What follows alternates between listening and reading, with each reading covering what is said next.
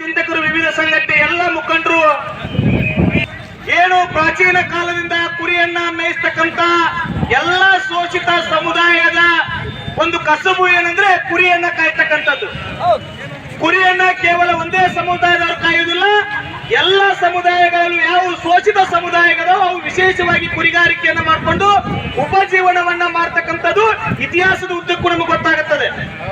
ಈಗೂ ಸಹಿತ ಹಲವಾರು ಸಮುದಾಯಗಳು ಕುರಿಗಾರಿಕೆ ಮೇಲೆ ಜೀವನವನ್ನು ನಡೆಸಿಕೊಂಡು ಬಂದಿರತಕ್ಕಂಥದ್ದು. ಆದ್ರೆ ಇವತ್ತು ಸ್ವತಂತ್ರ ಸಿಕ್ಕು ಇಷ್ಟು ವರ್ಷಗಳಾದ್ರೂ ಸಹಿತ ಈ ಕುರಿಯನ್ನ ಕಾಯ್ತಕ್ಕಂತ ಸಮೂಹಕ್ಕೆ ಕಾನೂನಿನ ರಕ್ಷಣೆಯನ್ನ ನೀಡಲಿಕ್ಕೆ ಆಳುವ ಸರ್ಕಾರಗಳು ವಿಫಲವಾಗಿದ್ದಾವೆ.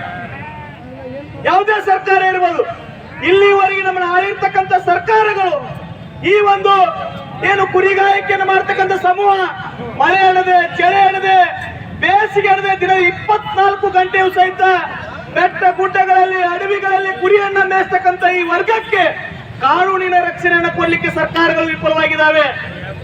ಹಾಗಾಗಿ ಕಾನೂನಿನ ರಕ್ಷಣೆಗೋಸ್ಕರ ಇವತ್ತು ನಾವಿಲ್ಲಿ ಪ್ರತಿಭಟನಾ ಮೆರವಣಿಗೆಯನ್ನು ಹಾಕೊಂಡಿದ್ದೀವಿ. ಯಾವ ಉದ್ದೇಶ?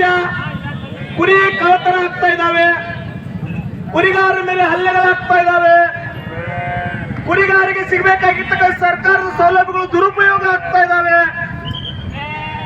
ಕುರಿಗಾರರ ಕೊಲೆ ಪ್ರಕರಣಗಳು ಈ ರಾಜ್ಯದಲ್ಲಿ ನಡೆದಿದ್ದಾವೆ. ನಮ್ಮ ಬಾದಾಮಿ ತಾಲೂಕಿನ